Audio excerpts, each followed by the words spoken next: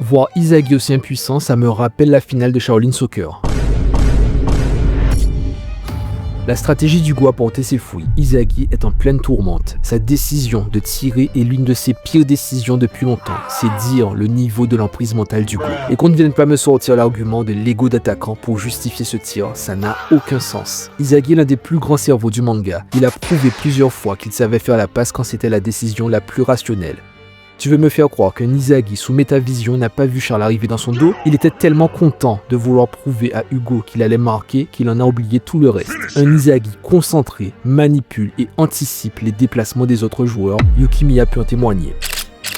S'il a échoué ici, c'est parce qu'Hugo a réalisé une masterclass de manipulation mentale. Hugo l'a attaqué là où ça fait mal, au statut de numéro 1. Il lui a mis dans le crâne qu'il n'avait les aptitudes que pour être le deuxième meilleur et que s'il s'obstinait à vouloir être le numéro 1, il allait conduire son équipe à la défaite. Hugo a transformé l'orgueil d'Inzaghi en poison. Résultat, il a choc.